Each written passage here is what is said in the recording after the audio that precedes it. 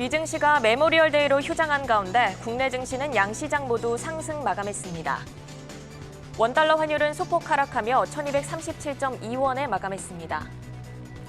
유럽연합이 러시아로부터의 원유 수입을 90%가량 금지하는 제재 조치에 합의한 영향으로 신재생 에너지 관련주들이 동반 강세를 보였습니다.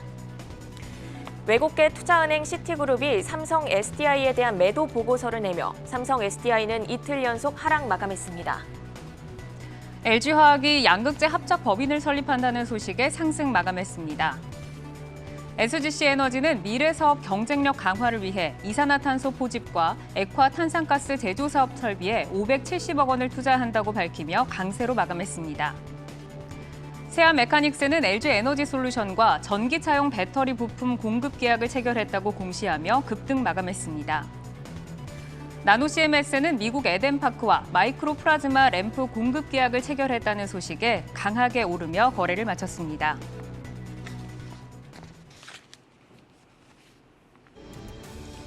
내일 여는 오늘장 마무리 투데이 한경 코리아마켓. 오늘장 힐링 마무리하면서 내일을 힘차게 열어보겠습니다. 네, 오늘장은 눈치 보기와 중국 제조업 지표로 정리해볼 수 있겠는데요. 네, 미증시가 메모리얼 데이로 휴장한 가운데 중국 제조업 지표는 전월 대비 소폭 개선한 것으로 나타났습니다. 국내 증시는 상승폭을 크게 키우지는 못하며 다소 아쉽게 마감했습니다. 네, 코스피 마감 시황부터 살펴보겠습니다.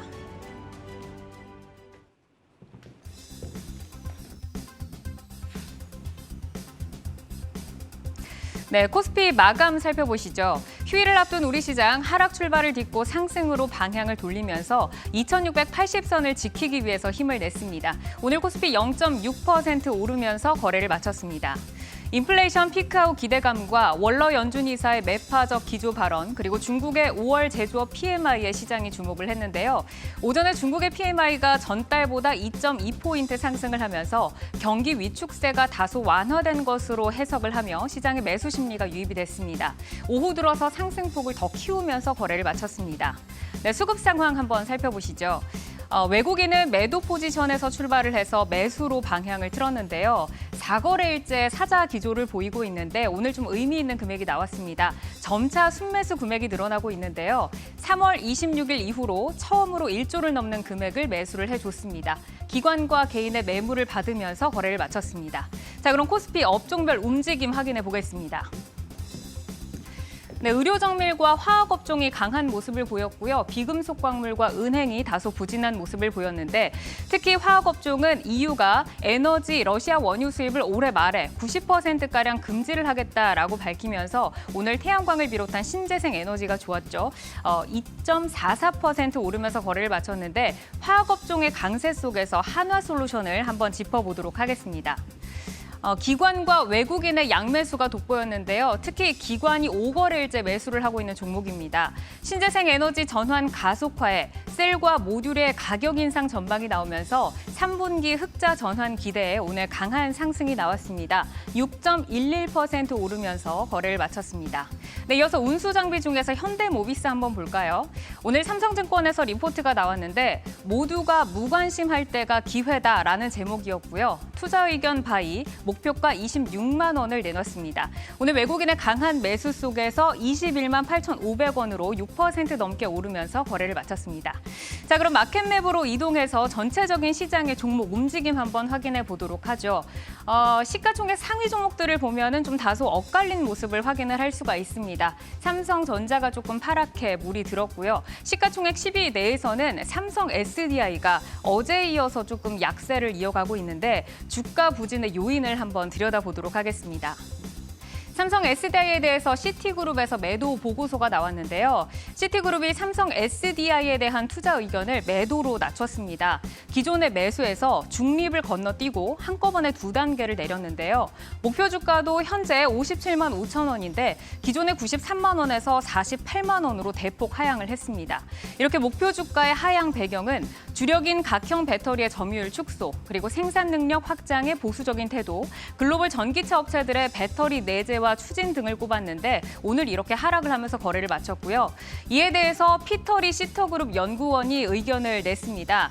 전기차 생산업체의 각형 전지 소비가 점차 줄어들면서 삼성 SDI의 대형 전지 모멘텀이 약화될 것이라며 각형 전지가 다른 전지에 비해 성능이 탁월하지만 배터리 관리 시스템 기술의 발전으로 다른 전지의 단점이 크게 보완되고 있다라고 말을 했습니다. 자, 그럼 이어서 선물 시장 한번 체크를 해보시죠. 오늘 선물 6월물이 0.34% 오르면서 354.15로 거래를 마쳤습니다. 선물 시장의 수급도 한번 확인해 볼까요?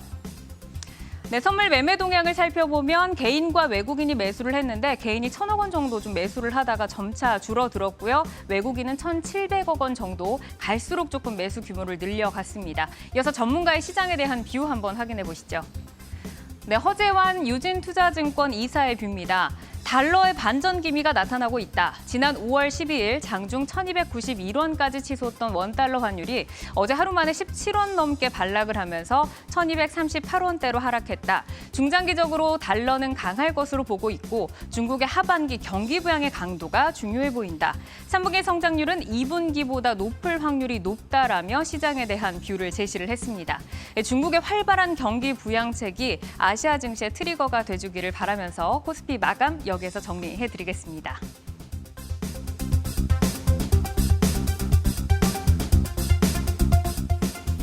네, 그럼 이어서 코스닥 마감 시황 살펴보겠습니다. 먼저 지수부터 볼까요? 오늘 0.78% 상승한 893선에 마감을 했습니다. 5월 10일 저점이 831포인트였는데 어느새 890포인트까지 왔습니다. 오늘 하루 지수 움직임도 한번 볼까요? 장 초반 하락 전환이 되기도 했지만 이내 상승으로 반전이 되면서 상승폭을 더 끌어올리면서 고점 부근에서 거래를 마쳤습니다. 이어서 수급 보겠습니다. 오늘은 개인이 물량을 많이 담았습니다. 외국인과 기관의 매도 물량을 개인이 600억 정도 담아내면서 지수 상승에 힘을 보탠 모습이었습니다. 그럼 오늘 업종별 등락도 확인하러 가보겠습니다. 오늘 상승률 상위 업종에는 IT 부품 그리고 운송장비 부품 업종이 있고요. 하락률 상위 업종으로는 섬유 의료와 출판 매체 업종을 꼽아봤습니다. 그럼 어떤 종목이 IT 부품 업종 지수를 끌어올렸는지 보겠습니다. 바로 신화콘택트인데요. 산업통상자원부가 USB-C 타입의 국내 적용을 확대한다고 하죠. 신화콘택은 USB와 관련해 세계 국제 규격 인증을 받은 국내 유일의 회사로 C 타입을 개발한 회사입니다. 삼성전자는 내년부터 출시되는 스마트폰, 태블릿 PC, 노트북 충전 단자를 이 C 타입으로 통일할 예정이고 LG전자도 이미 여러 제품에 적용을 하고 있는데요. 이 같은 소식에 오늘 19% 넘는 급등세로 6,670원 선에 거래를 마쳤습니다. 다음으로 운송장비 부품 업종도 보겠습니다. 오늘 자동차 부품주가 상당히 좋았습니다. 최근 현대차그룹의 대규모 투자에 대한 수혜 기대감이 이어지는 모습인데요. 그중 성우하이텍이 가장 높은 상승률을 보였습니다. 외국인 수급이 연일 들어오고 있는데요. 오늘만 7% 넘게 상승을 했습니다. 이외에도 자동차 부품주들이 대거 같이 올랐는데요. 보시면 KB오토시스, MS오토텍, 그리고 영화테크 등 자동차 부품주들도 함께 동반한 모습, 강한 흐름을 보였습니다. 그럼 마켓맵으로 코스닥 시가총액 종목들 살펴보겠습니다. 먼저 LNF를 볼까요? 오늘 4% 가까운 강세로 마감을 했습니다. 테슬라가 준비 중인 4680 원통형 배터리의 수혜 가능성이 부각됐기 때문인데요. 이외 시총 10위권 내에서는 위메이드를 제외한 모든 종목이 빨간불로 마감을 했고요. 최근 강한 흐름을 보였던 오락문화 업종과 게임주는 쉬어가는 흐름을 보였습니다. 마지막으로 환율 살펴보러 가보겠습니다. 이틀 동안 급격히 내렸기에 오늘은 숨고르기라는 모습입니다. 3거래 연속 내리고 있는데요. 장중에는 1,230원 중반대까지 내려오기도 했습니다. 오늘 1.4원 내린 1,237.2원에 마감을 했네요. 지금까지 코스닥 마감 시황이었습니다.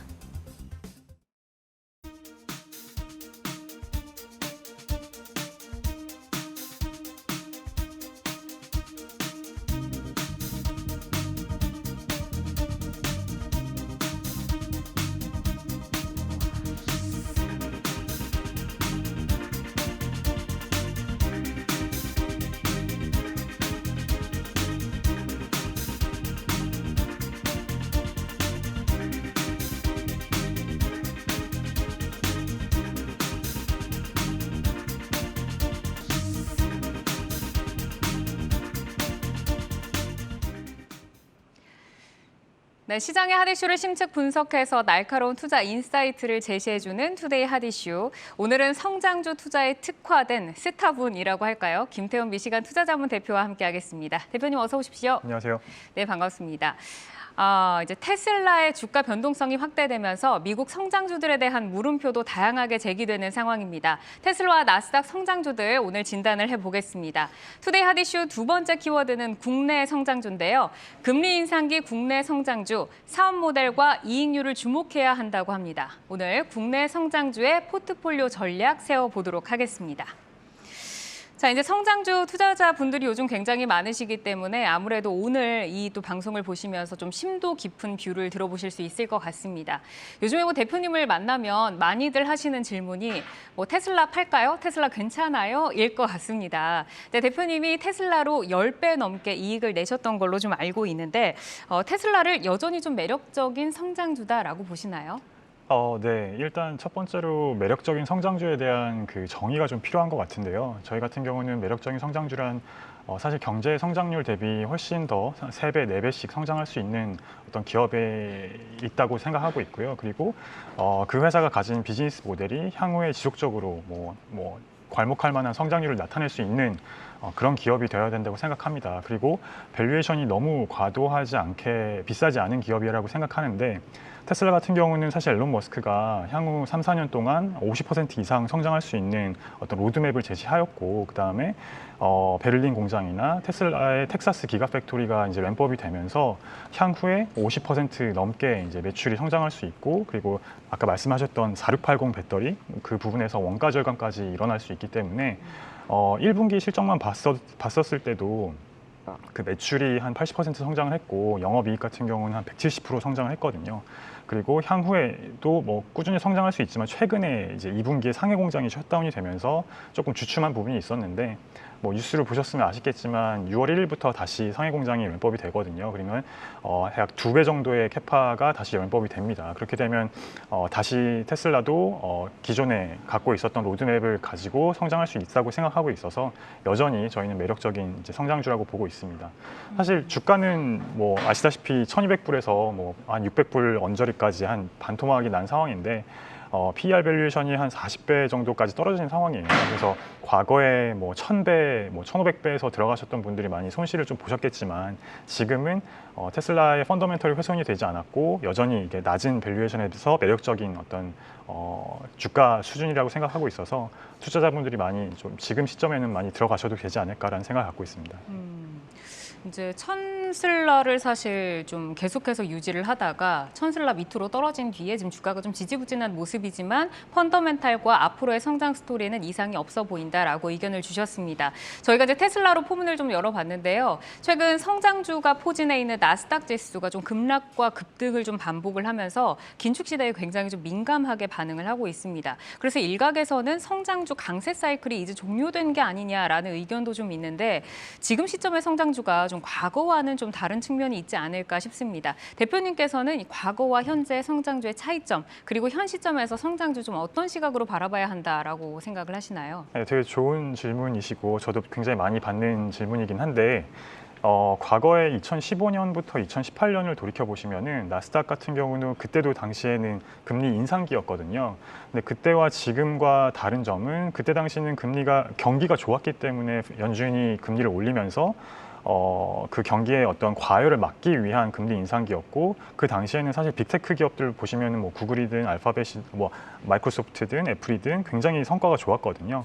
근데 지금 같은 경우는 사실 인플레이션을 잡기 위한 경기 사이클이 아직 끝나지 않았음에도 불구하고 어떤 외부적인 요인, 전쟁이라든지 뭐 중국 락다운이라든지 이런 어떤 공급망 이슈 때문에 인플레이션을 잡기 위해서 금리를 인상하는 국면이기 때문에 조금 경기와 무관하게 어떤 긴축 영향이 이제 주식시장에 위험 자산에 어떤 안 좋은 악영향을 끼치고 있는 건 사실입니다.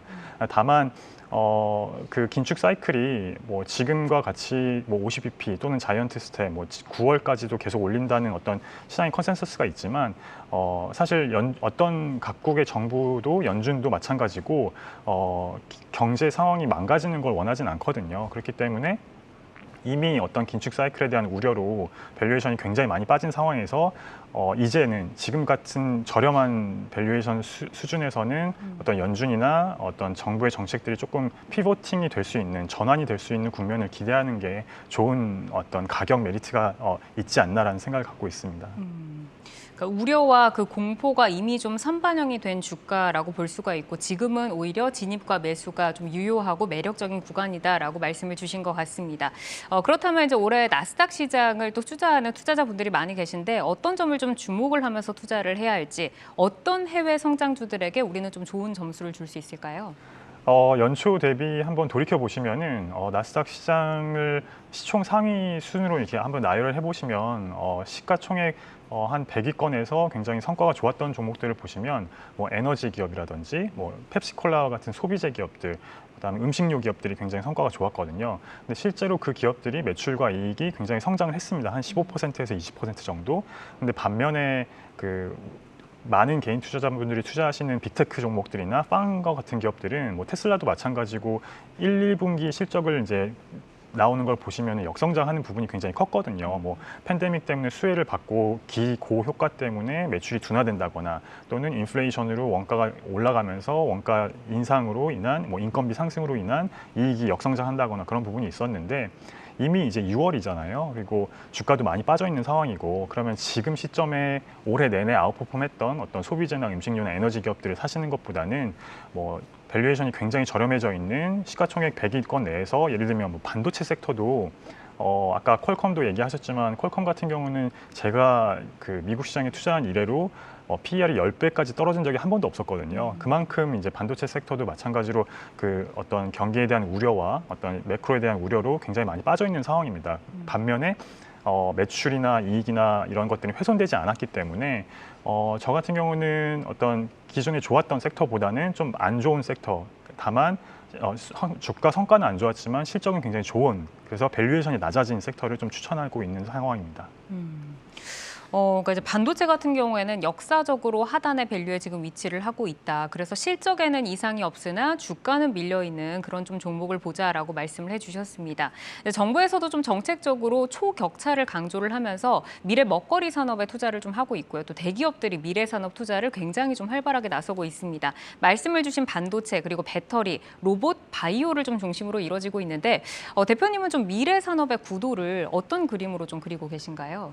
제가 뭐 미래를 내다볼 수 있는 미래학자는 아니지만 그래도 주식 시장의 관점에서 우리나라의 시장을 바라봤을 때 어떤 정부의 정책적으로나 우리나라가 가는 산업의 발전 방향은 굉장히 좋다고 생각하고 있어요. 그게 팬데믹 때도 BBIG로 일컫는 뭐 배터리, 바이오, 인터넷 게임 업종들이 굉장히 성과가 좋으면서 국내 시가총액을 많이 올렸었는데 여전히 저는 그 섹터들을 좋게 보고 있습니다. 그리고 반도체 같은 경우는 메모리 반도체는 이미 시가총액이 뭐 500조까지 올라온 상황이기 때문에 여기서 추가적인 업사이드를 기대하기는 뭐 기대할 수는 있지만 초과 수익은 많이 날기는 좀 어려웠다고 생각하고 있고, 다만 아까 말씀드렸던 BBIG에서 배터리 쪽, 2차 전지 쪽은 여전히 그 성장성이 높다고 보고 있고, 그다음에 그 전기차 침투율이 여전히 뭐 글로벌 기준으로 봤을 때도 뭐 10% 언더거든요. 그리고 국내 기업들이 뭐 셀이나 소재나 장비 업체들이 굉장히 좋은 어떤 비즈니스 모델을 가지고 좋은 기술력을 가지고 글로벌 수출 시장을 겨냥하고 있기 때문에 여전히 그 업사이드는 좋게 보고 있고요. 그리고 또 한 가지 그 BBIG에서 마지막 G가 있잖아요. 게임 섹터. 게임 섹터도 그 우리나라 기업들, 시가총액 상위 기업들 중에서는 그 해외에 수출하는 기업들이 굉장히 많습니다.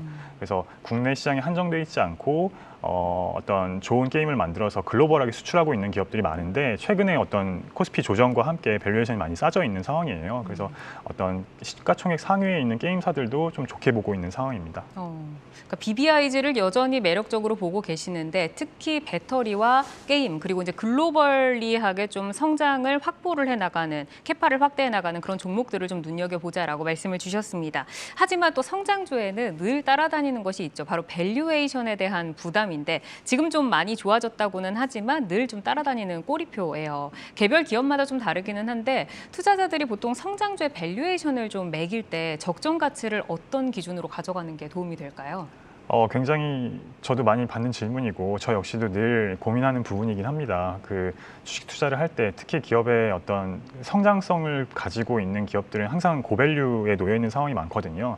그런 기업들은 사실 어떤 적정 밸류에이션을 따지기보다는 그 기업이 얼마만큼 성장하고 있는지 그리고 그 성장률, 매출이나 이익이나 뭐 에비타 성장률이 지속적으로 가속화되는지가 좀 중요한 것 같아요. 근데 반대로 생각해 보면 그 성장률이 둔화가 되거나 또는 역성장할 때는 그 기업들이 밸류에이션이 굉장히 높기 때문에 변동성이 커지는 부분이 있거든요. 그래서 분기 실적이나 어떤 그 기업이 발표하는 실적 발표를 계속 팔로우업을 하시면서 어떤 PER이나 PBR 밸류에이션이 얽매이기보다는 그 기업의 비즈니스 모델의 가치가 얼마나 성장하는지 또는 둔화되는지에 대한 판단이 굉장히 중요한 것 같습니다.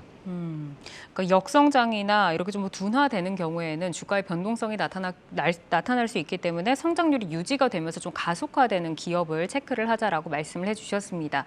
근데 이제 개별적으로 기업들이 좀 이게 등락이 엇갈리다 보니까 이렇게 기업이 좀 부담스러울 때는 ETF나 펀드에 좀 간접 투자하는 것도 좋은 투자 대안이 될 것 같은데 사실 올해 성장주 ETF 수익률이 좀 좋지 않은 상황이잖아요. 그래서 ETF 투자에 있어서 어떤 점에 좀 투자자들이 유의를 해야 하는지 전략 포인트 짚어주신다면 어떤 게 있을까요?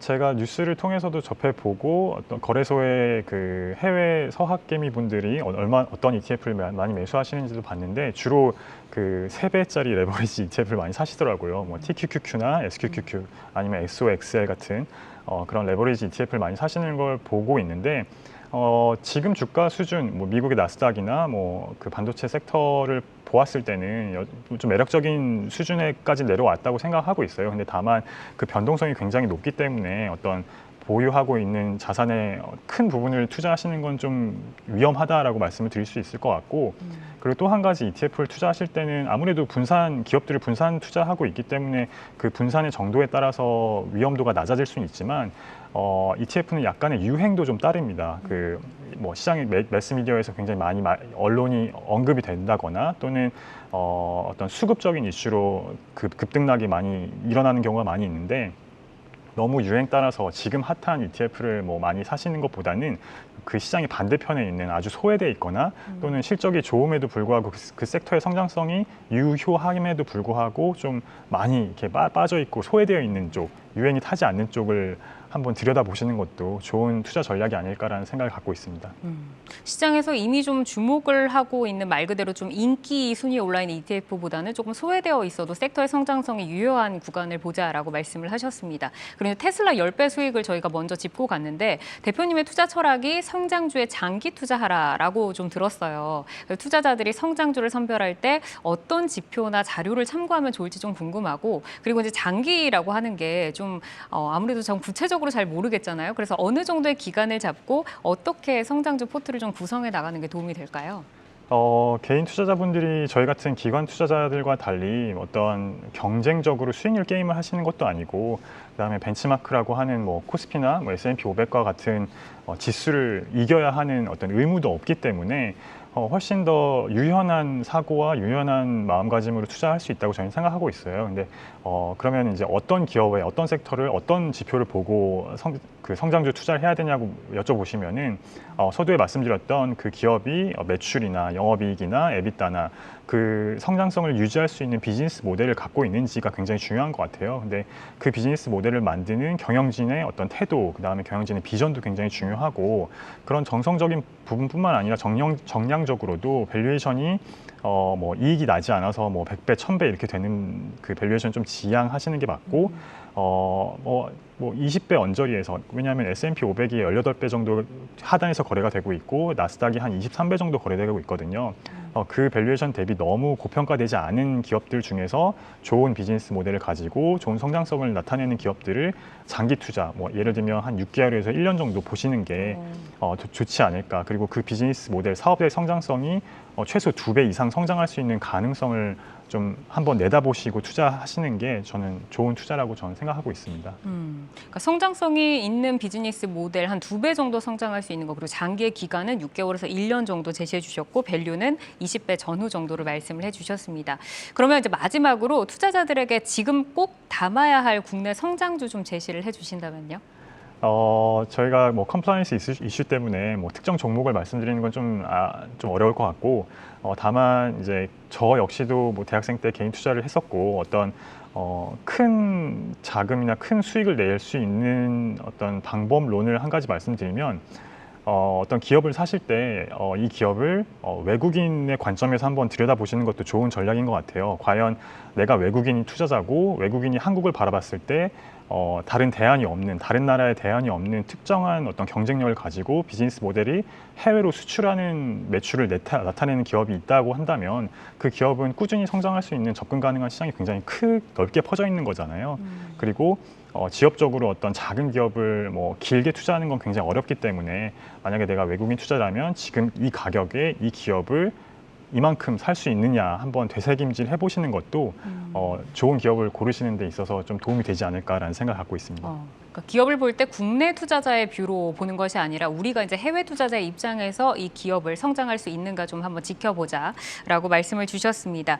네, 투데이 하디쇼 오늘은 김태훈 미시간 투자자문 대표와 함께 금리 인상기 국내외 성장주 체크 포인트와 포트폴리오 전략을 세워봤는데요. 성장주에 대해서 깊이 있는 뷰 주셔서 감사드립니다. 고맙습니다. 맞습니다.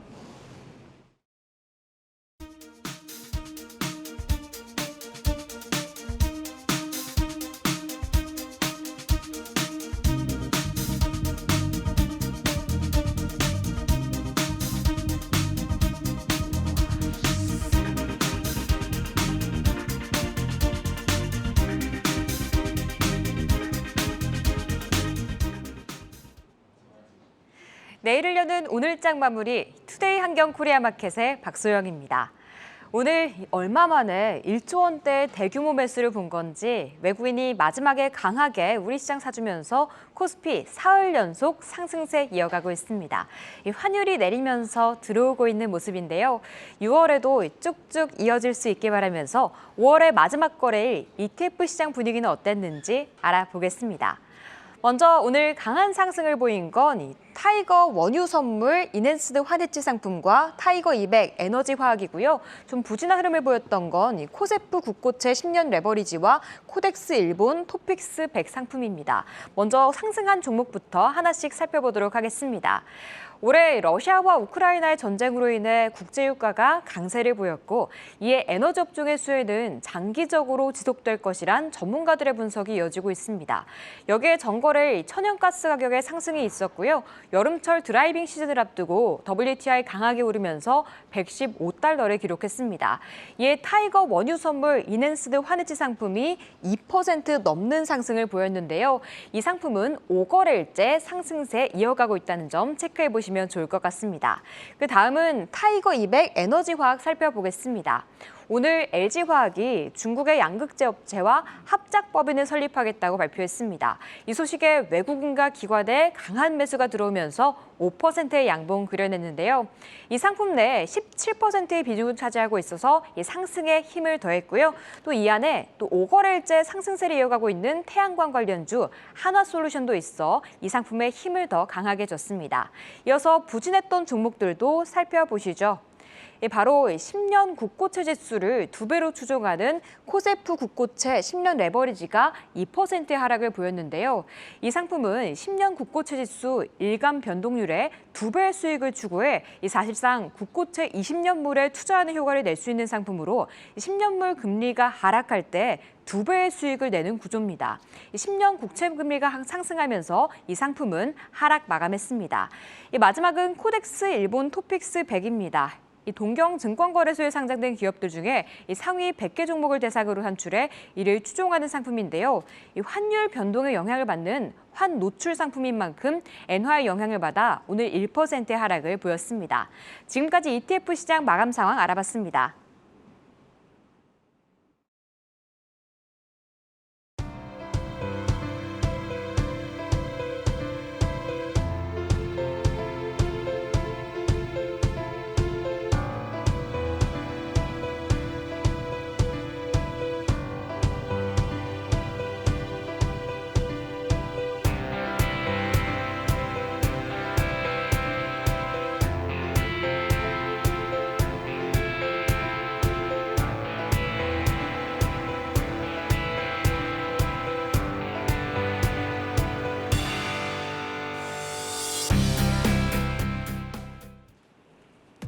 이어서 아시아 마감 시황 짚어보겠습니다. 오늘 아시아 증시는 혼조세를 보였습니다. 일본부터 보면 약보합에 거래를 마쳤는데요. 0.3% 하락했습니다.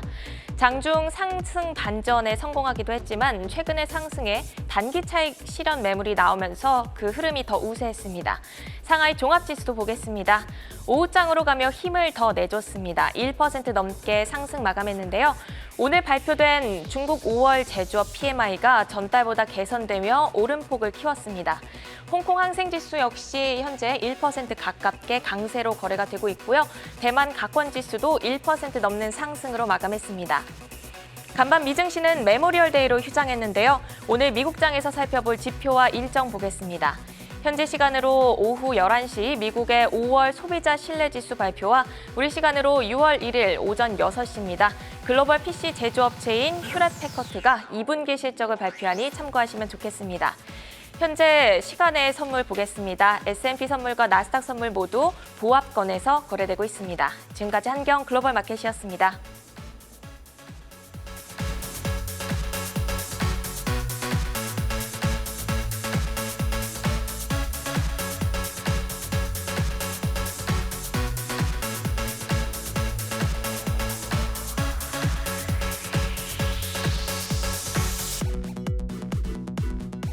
우리 시장을 이끄는 하나의 주체, 바로 개인 투자자들이 있죠. 먼저 지난 20일부터 26일까지 5거래일 사이 개인은 어떤 종목을 사고 또 팔았는지 알아보겠습니다. 먼저 코스피 시장부터 살펴보시죠. 오늘은 이 IT 투톱의 자리가 바뀌었습니다. SK하이닉스가 1위 자리로 올라왔는데요. 3,468억 원 규모의 순매수 나서고 있습니다. 다음은 5위에 있는 일진 머티리얼즈 살펴보도록 하겠습니다. 전기차 배터리 핵심 소재인 동박을 제조하는 회사죠. 매각을 본격화한다고 밝히면서 어제 이어서 오늘도 강하게 올라졌습니다. 하지만 개인은 지난주 쉬어갈 때 매수하고 올라갈 때 정리했습니다. 이어서 팔고 있는 종목들도 살펴보시면요. 바로 이 HMM이 순매도 1위 자리 굳건히 지키고 있습니다. 오를 때 차익 실현의 라인 개선들 5일 동안 1,455억 원어치 매도했습니다. 다음은 4위에 있는 OCI도 살펴보시죠. 우크라이나 사태가 장기화되면서 전 세계적으로 친환경 에너지의 비중을 확대하는 것에 속도를 내고 있습니다. 게다가 올해부터 제품 가격에 원자재 가격 상승분이 본격적으로 반영되면서 이 태양광 업체들의 이익이 정상화될 전망인데요.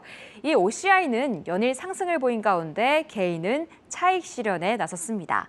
이어서 코스닥에서는 어떤 종목을 사고 있는지도 살펴보겠습니다. 이 LNF와 HK이노엔, 컴투솔딩스 이쪽은 변화가 없지만 현대바이오와 리노공업이 새로 눈에 띄는데요. 바로 현대바이오 살펴보겠습니다. 이 원숭이 두창에 대해서 WHO에서 보건 위험 단계를 보통 단계로 격상했습니다. 우리 정부도 이 법정 감염병 검토를 하고 있다는 입장을 밝혔는데요. 이 현대바이오는 코로나19 치료제를 위해 먹는 항바이러스제로 개발한 물질을 원숭이 두창 치료제로 사용할 수 있도록 미국 식품의약국에 패스트트랙을 신청하겠다고 밝혔습니다. 이 개인은 6거래일째 사들이고 있는데 4위에 올라와 있습니다. 다음은 리노공업 살펴보겠습니다. 상반기에는 좋았지만 하반기에는 개설적 비수기에 진입하면서 성장성이 다소 둔화될 전망입니다. 이에 좀 주가는 내림세를 이어가고 있지만 개인은 사들이고 있습니다. 마지막으로 코스닥 개인 순매도 상위 종목들 살펴보겠습니다. 어제와 비슷한 흐름을 보이고 있는데요. 오늘은 게임주 중에 4위에 올라와 있는 카카오게임즈가 눈에 띄고 있습니다. 최근 대형 기계대작인 모바일 게임 우마무스메를 6월 20일 출시할 예정이라고 밝혔습니다. 이 뉴스에 큰 폭의 상승을 보였던 날 보유하고 있던 개인은 매도했고요. 이에 4위 자리에 올라와 있습니다. 지금까지 개인 순매수 매도 종목들 살펴봤습니다.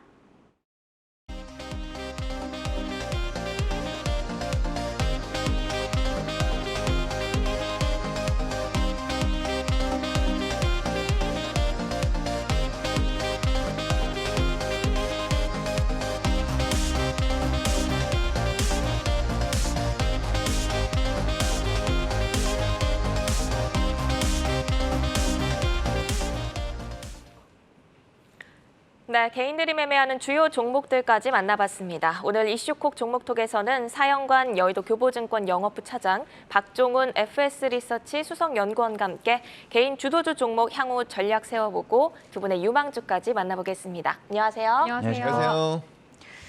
네, 이제 미국 반도체 기업 퀄컴이 ARM의 인수를 검토하고 있다라고 밝혔는데 먼저 ARM의 인수 의사를 밝힌 SK 하이닉스의 행보에 좀 관심이 쏠리고 있습니다. 최근에 한 달간 주가가 5% 하락하면서 부진한 모습을 보여주고 있는데 ARM의 인수 예상 시나리오 그리고 향후 주가 반전 트리거 연구원님 어떻게 보시나요? 예, SK가 물론 주총에서 그 암 인수에 대해서 언급을 했었는데요. 사실은 뭐 직접 경영을 할 정도의 지분의 인수가 아니라 그 인수에 좀 참여했으면 좋겠다라는 정도의 그냥 희망 섞인 발언이었습니다. 사실 그 암은 그 전부터 이제 작년 같은 경우에도 보시면 엔비디아가 인수를 하려고 그러다가 실패를 한 케이스가 있고요. 그리고 최근에는 암의 이제 중국법인을 중국에서 이제 어느 정도 지분을 많이 갖고 있다 보니까 그걸 활용해서 기술적으로 조금 더 활용을 해보려고 하는 의도가 있습니다. 이제 그런 것들은 결국 결론적으로는 모두 이제 암을 원하는 거죠. 원하는데 문제는 이 암을 많이 인수하려면 미국, 영국, 그다음에 유럽, 중국까지 모두 만장일치로 인정을 해줘야 된다는 겁니다. 승인을 내줘야 되는데 그게 쉽지 않다는 거죠. 그래서 지금 퀄컴도 인수하겠다는 의사를 뭐 밝히긴 했지만 사실은 중국 때문에 과연 인수를 할 수 있을까라는 의문이 드는 거죠. 물론 그리고 만약에 퀄컴이 인수를 그래도 추진을 한다고 하면 하이닉스도 당연히 같이 참여를 할 수 있는 거죠. 왜냐하면 어차피 다 모두 허락을 받아야 되기 때문에 같이 그러면 이제 공동으로 인수를 하자 뭐 이런 식의 얘기가 나올 수 있거든요. 그래서 그런 점들 때문에 어느 정도 뭐 하이닉스도 지분 참여할 수 있다 정도까지는 가능한 시나리오긴 하지만 그것 때문에 뭐 하이닉스가 굉장히 좋아지고 주가가 많이 올라야 되고 이런 건 아니라고 봅니다. 그래서 오늘도 보시면 이제 주가가 바로 그거를 나타내 주는 건데요. 그래서 보시면 큰 기대보다는 그냥 조금 긍정적인 신호 뭐 이렇게 이 정도로 생각하시면 좋을 것 같습니다. 네, 지분 인수에는 참여할 수 있지만 상승 트리거로 작용하기에는 조금 약하다라는 의견을 주셨습니다. 그러면 일진 머티리얼즈로 한번 넘어가 볼게요. 국내 대표 동박회사죠.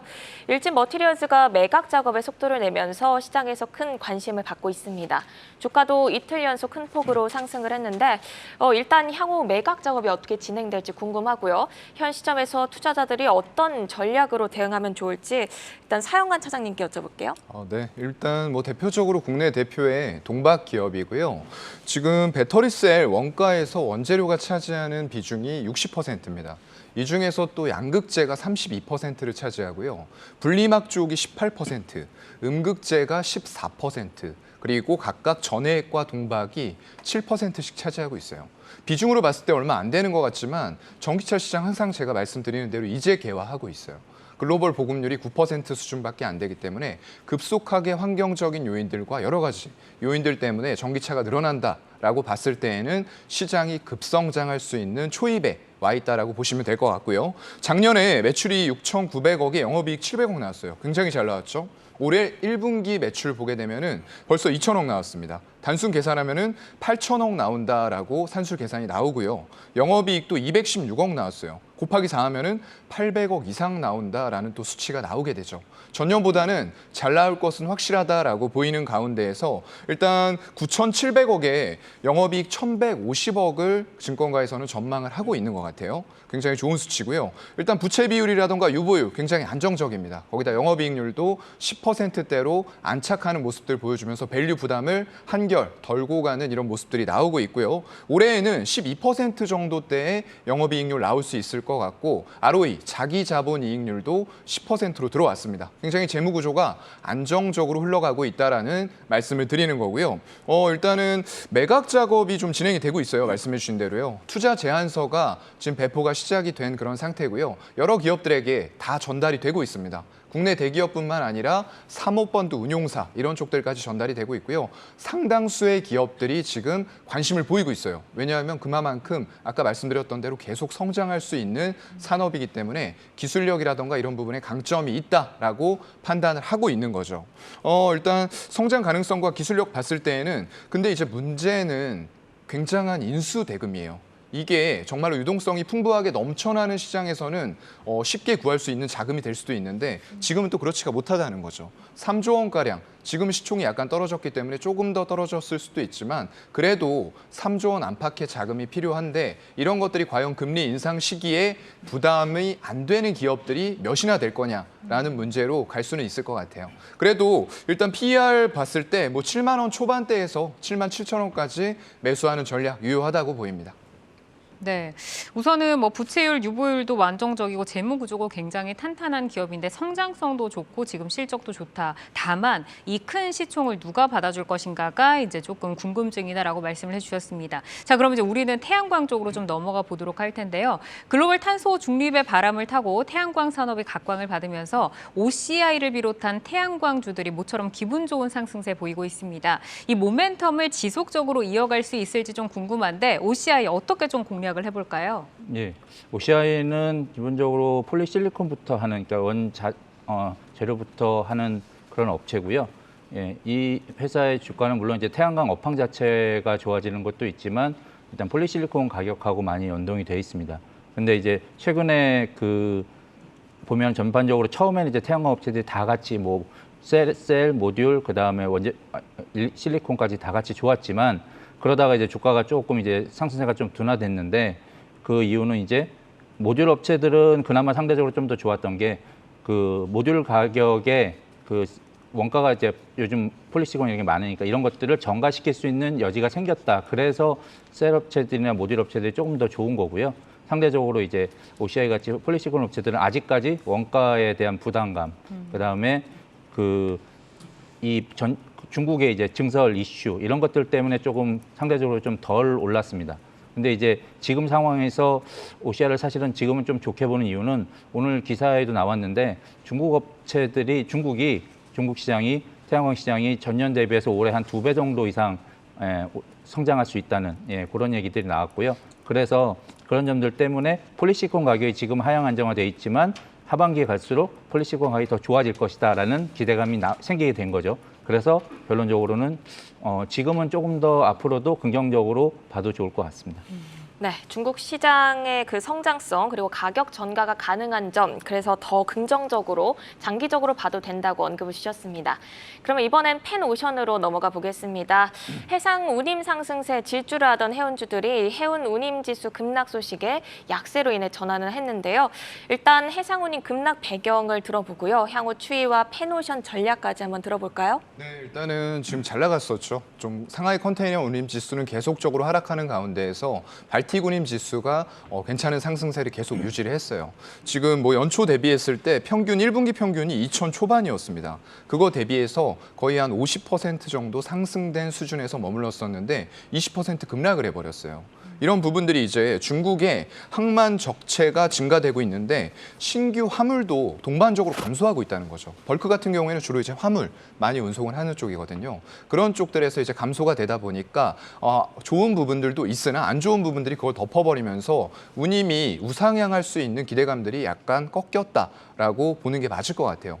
지금 상하이 컨테이너 운임 지수도 올 1월 기점으로 해서 하향 중이에요. 하지만 이게 계속적으로 빠질 것 같지는 않고요. 안정적으로 하향화가 되면서 조금 전반적으로 운임 지수들은 하향 안정화가 되지 않을까라는 부분들이 있을 것 같고요. 더군다나 이제 HMN 같은 경우에는 지난 1년 동안 돈을 굉장히 많이 벌었어요. 지난 한 6년에서 7년 정도 적자폭을 메꾸고도 남을 만큼 벌었거든요. 그래서 이런 부분에서 많이 벌어놓은 돈으로 M&A를 추진해야 되는데 그렇게 되려면 민영화를 했어야 된단 말이죠. 근데 지금 얼마 전에 해양수산부 장관이 한 얘기, 당장은 민영화 생각하고 있지 않다. 찬물을 끼얹어 버린 거죠. 이런 부분 때문에 대한해운 펜오션 모두 21년 고점 부근까지 상승했다가 지금은 좀 조정을 받는 구간이기 때문에 약간 주의가 필요하다라고 말씀을 드리겠습니다. 네, 우선 이제 섹터가 좀 조정을 받고 있는 부분, 그리고 이제 상하이 운임 지수의 추이가 좀 안정이 되는 그 시점이 필요하다. 추이를 좀 주목하자라고 말씀 주셨고요. 자, 그러면 이제 두 분의 유망주 한번 만나보도록 하겠습니다. 박종훈 연구원님부터 유망주 소개해 주실까요? 예, 제가 오늘 말씀드릴 종목은 이제 솔루스 첨단 소재입니다. 뭐 잘 아시겠지만 2차 전지에 들어간 전지 바학을 하는 업체고요. 거기에 이제 첨단 소재 부분에서는 올레드 쪽 소재를 개발해서 뭐 하고 있는 업체입니다. 그리고 이제 동박이라고 되어 있는데 사실은 동박은 전지 바학을 동박을 가지고 PCB도 만들고 그다음에 전지박도 만들기 때문에 동박을 좀 여러 군데 쓰이고 있고요. 근데 중요한 포인트는 어쨌든 지금 2차 전지에서 요즘 분위기도 좋고 이제 증설 이슈도 있고 계속 있는데 실적이 좋아지고 있는데 특히 그 전지박 쪽에서는 올해가 성장이 시작되고 내년에도 상당히 큰 폭의 성장이 예상됩니다. 이제 그런 점들을 좀 포커스해서 보시면 좋을 것 같고요. 그래서 특히나 이제 이 회사의 전지박은 동박을 가지고 만든 전지박의 비중이 상당히 그렇게 많지는 않았었는데 내년부터는 본격적으로 비중이 올라갈 수 있게 됐습니다. 그렇게 된 이유는 지금 최근에 보시면 이제 기대감이 있는데 6월달 들어서면서부터 이제 셀 업체들, 유럽에 있는 셀 업체들한테 수주를 받을 수 있는 가능성이 좀 높아졌다. 그 수주 규모가 상당히 장기고 크다라는 기대감이 일단 반영이 되고요. 그렇게 된다면 하반기부터도 또 이 동박이나 전지박 쪽에서 이익 쪽에서 측면에서 턴어라운드를 더 할 수 있다라는 분위기가 좀 이제 형성이 돼서 그런 점들이 좀 부각되고 있습니다. 물론 지금 올해 실적 기준으로 해서 컨센서스 기준으로 해가지고는 좀 그 밸류에이션이 좀 비쌉니다. 막 90 몇 배 된다고 하는데 사실은 뭐 내년에 이익이 한 2배 이상 올라오고 그 다음에 또 이익이 한 2배 이상 올라오고 이런 걸 감안하면은 요즘 최근에 이제 2차 전지 소재 업체들 보시면 당장 실적도 물론 중요한데 그거보다는 사실은 수주를 얼마나 받아놨냐 이런 수주의 안정성이 더 중요하기 때문에 이 회사가 수주를 본격적으로 장기로 해서 많이 받게 되면 그게 조금 포커스가 돼서 주가는 좀 우상향할 수 있지 않을까 이렇게 보고 있습니다. 네, 유럽 셀 업체로부터 수주 기대감이 있고 그로 인해서 이익 턴어라운드가 예상된다고 분석 주셨습니다. 최근에 계속 흘러내리다가 오늘 5%대 반등 나왔는데요. 조정이 충분하다고 봐도 될지 향후 전략 간단하게 들어볼게요. 예, 지금 오늘 좀 올랐던 이유는 어제 이제 사실은 유증 물량이 나왔었습니다. 이제 상장이 됐고 그래서 그 리스크가 이제 어느 정도 해소가 됐다고 생각하기 때문에 반등이 나왔고요. 아까 말씀드린 그런 모멘텀으로 인해서 주가는 한동안은 좀 더 좋을 것 같습니다. 예, 그걸 참고해 주시면 될 것 같습니다. 알겠습니다. 자, 그러면 바로 이어서 사연관 차장님께 유망주 들어보도록 하겠습니다. 어떤 종목 가지고 오셨나요? 네, 요즘에 범죄도 시투 난리죠. 그쵸. 네, 보셨나요? 안 봤습니다. 네, 벌써 700만에 가까워진다고 합니다. 네, 벌써 조금 빨리 개봉했었던 닥터 스트레인지 2보다도 훨씬 빠르게 가고 있고요. 기생충 이후에 최고 스피치를 올리고 있다고 하네요. 마동석 첫 주연에서 아마 1000만 이상을 기록을 할 첫 번째 영화가 아닌가라고 생각을 해보고요. 일단 그것과 관련해서 최근에 이제 영화 관련주라던가 콘텐츠 관련주가 굉장히 흐름 좋아지는 그런 모습들을 보여주고 있어요. 근데 이제 그런 것 쪽과는 약간 결은 다른데 저는 좀 바닥권에 있는 좀 저평가주 미디어주를 좀 소개를 해드리고 싶고요. 대원 미디어라는 종목이에요. 이 종목에 대해서 이제 뭐 아시는 분들은 떠돌이까치, 달려라 하니 이런 거 아시나요? 달려라 하니. 네, 달려라 하니 아세요? 네. 연배가 비슷하시네요. 네, 이 어린 친구들은 유희양을 알더라고요. 유희양 카드 게임. 네, 그쪽으로 좀 많이 알려져 있고요. 이런 쪽들을 꾸준히 제작해온 좀 업력이 있는 기업이다라고 보시면 될 것 같아요. 1분기 실적 보면은 매출액이 790억 나왔어요. 매출액은 전년 동기 대비해서 4%가 안 되게 증가했는데 영업이익 증가율이 굉장히 주목할 만합니다. 102%가 증가했어요. 저 이런 기업을 좋아하거든요. 영업 레버리지가 나왔다는 거예요. 그만큼 큰 효과가 나왔고요. 당기순이익도 100% 증가했습니다. 작년에 영업이익의 63%를 1분기 만에 달성을 했어요. 굉장히 빠르게 가고 있다는 거죠. 그래서 단순히 산술 평균으로 계산해 봤을 때에도 굉장히 큰 폭의 영업이익을 이번 연도에는 달성할 수 있을 것이다라고 좀 생각이 되는 기업이고요. 유통이라던가 출판, 방송 모두 아우르고 있어요. 특히나 방송 쪽에서는 분기 최대 영업이익을 달성을 했고요. 거기다가 대원 CI라고 있는데 이건 이제 외부 작가의 IP를 활용을 합니다. 그리고 스토리작에서는 내부 작가, 원천 IP로 기속이 될 수 있는 내부 작가들을 활용을 하면서 굉장히 많은 IP들을 바탕으로 해서 콘텐츠들이 귀속이 되고 있다라는 부분 또 하나의 투자 포인트가 될 것 같고요. 아머드 사우루스가 좀 중요할 것 같아요. 이제 7월 7일에 시즌2를 SBS에서 방영을 하는데 이게 어린 친구들한테 굉장히 인기가 좋다고 하더라고요. 그래서 거기에서 파생되는 완구라던가 이런 부분들을 한 30여 개 파트너사와 협의를 하면서 순조롭게 진행이 잘 되고 있다고 합니다.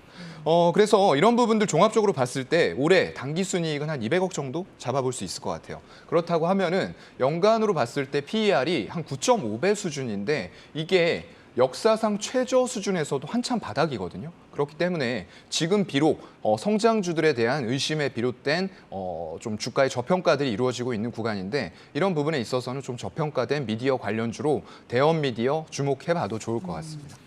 네, 최근 영화계에 부는 훈풍으로 콘텐츠 관련주들이 굉장히 좋은 흐름 보였는데요. 그중에서도 저평가된 대원 미디어 가져오셨습니다.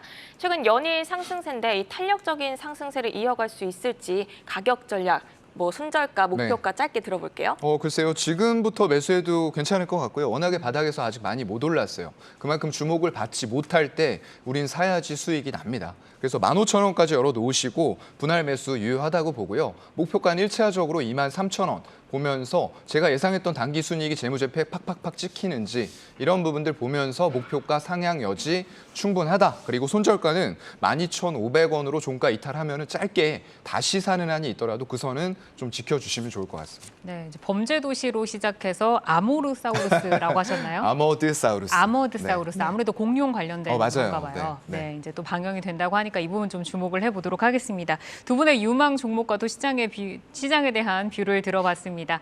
사연관 여의도 교보증권 영업부 차장 그리고 박종훈 FS 리서치 수석 연구원과 함께했습니다. 오늘도 좋은 말씀 고맙습니다. 고맙습니다. 고맙습니다.